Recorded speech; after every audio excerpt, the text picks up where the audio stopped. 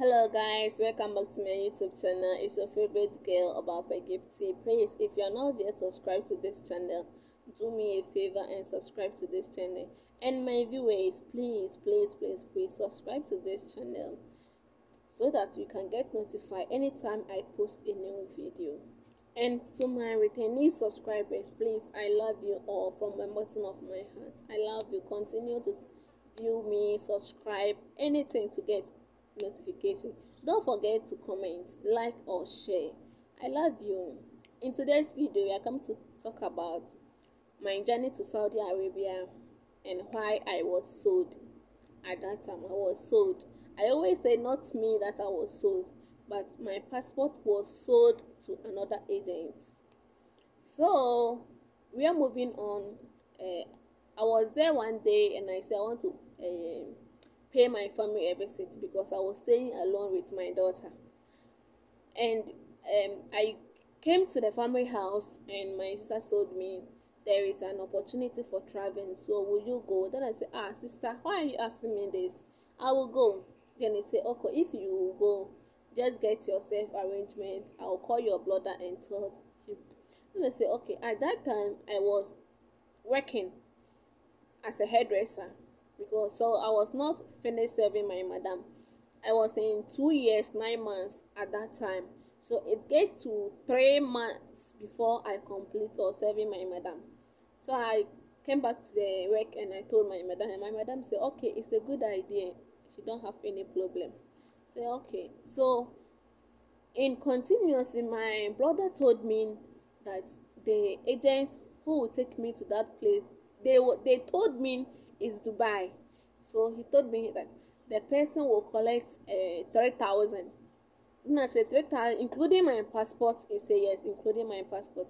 So I gave at that time I was having a container.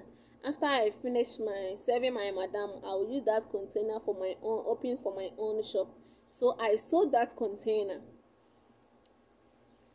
to my another friend because I was not complete yet with the container. So I sold it to another person. Then I used that money and I give it to my brother. And I told my father that, Daddy, please, there is a traveling, I want to go. And brother said it's 3,000.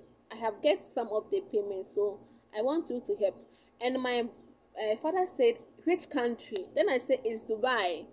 He asked me 3 times because my father used to hear bad things about Gulf countries, something like Lebanon and Qatar, those countries. He hear bad things about it, so you don't want his daughter or any child travel to that countries.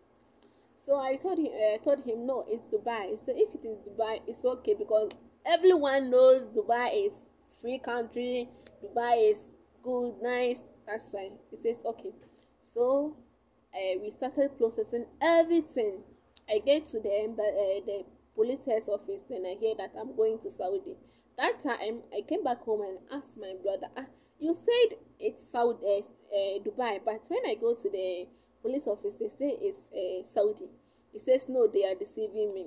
I go to the embassy for the visa. Those say told it's Saudi, and I read the paper and I know it's Saudi. He says no, there is a city in Dubai which is called Saudi. Then I say this thing there, I don't believe it. But on that time, I wasn't know that we have a country called Saudi Arabia. I always know Mecca, Qatar, Lebanon, Jordan, and so many. So I wasn't hear any name called Saudi Arabia. So at that point, I was so scared and afraid to tell my mother because I know my mother and my father too. So I decided not to tell them until I get to the airport and I know where I'm going. So I get to the airport and I came here. But when I came here, I realized that I'm not in Dubai. I'm in Saudi.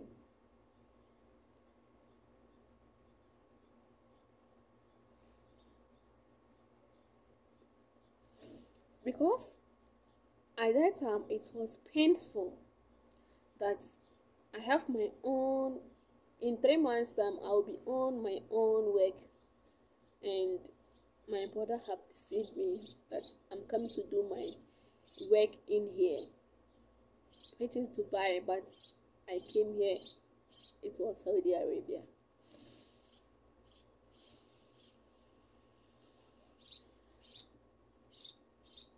Guys, I'm sorry because it's been, every day I remember this, it hurts me in my heart, it pains me. I don't know, every day I remember all this.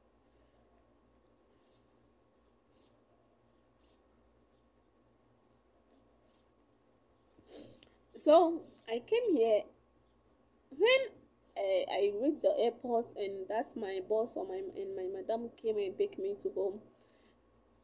I meet in that house. I meet two Ethiopian girls there at that time, two Ethiopian girls, and that day I didn't work.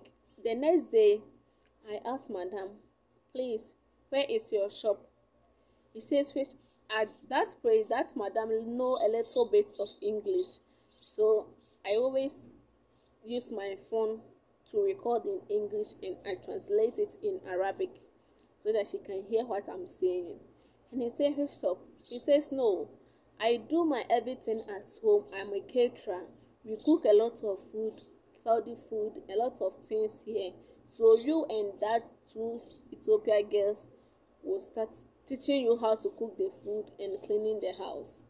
So that time, in fact, that time I was so, how do I put this word into? I was not in myself. I was not in myself because they say I'm coming to do hairdresser and came here to do a caterer job, which job I have never have any experience about it, and cleaning house as a shakara work or house help. So in times going on, she said the work is getting improved, so she will bring another Ghanaian lady, so we will be two Ethiopians and two Ghanaians. And I say, okay, it's nice.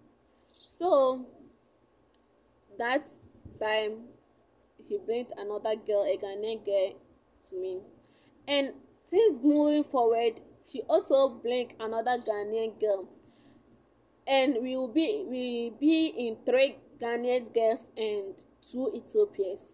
But that Ethiopians, if they finish, because of we don't know how to cook their food, we don't know how to do the thing. So after that Ethiopian girls finish cooking, they will take all the food and give it to our bosses and the children. And we are starving. We don't have anything to eat. We will eat kobos, or we will wait until they finish eating and we eat the rest. And you know, in our various countries, we don't do that. Example, in my countries or in my family, even a kid, you cannot eat with a pot that a kid have ate left. It's not good for me. So I always fought with that Ethiopians, my dear. I have fought with that Ethiopians countless time. So the madam realized that I'm very difficult. Or yes, my madam realized that he cannot control me because anytime he speak, I will speak after her. Anytime he speak, I will speak. So, and he told me, and one day he told me, Gifty, I want you to go to office. And I said, why? He said, oh, these days the work is not going anymore. The work is doing this, so I want you to go to the office, to go to another house so that they can pay you every month because here the work is collapsing. But that time I wasn't know that this woman is going to sold me, my dear. He sold me without my notice. So I understand for her, and he said we will go, and we went. At that time we went. After we got there, I realized I didn't see any Ghana flag. I didn't see, because I'm a Ghanaian. In Ghana embassy or any country embassy, after you get there, you will see some flags there but I didn't see any kind of any flag, even Saudi flag, Ghana flag. I didn't see anything. So we went there, and she put my bag there, and I saw a man and a lady, and they said I should sit down. I sit down. Then they say, okay, tomorrow you will go to your boss house. And I say, okay. So in 3 days time, I slept in that office 3 days. 3 days I stayed there. After the 4th day, they said, we get someone you are going to work with. They took me from Riyadh to Medina. So they sold me there. And when I go there, that place is another big problem. Guys, this is how I was sold in my journey to Saudi Arabia.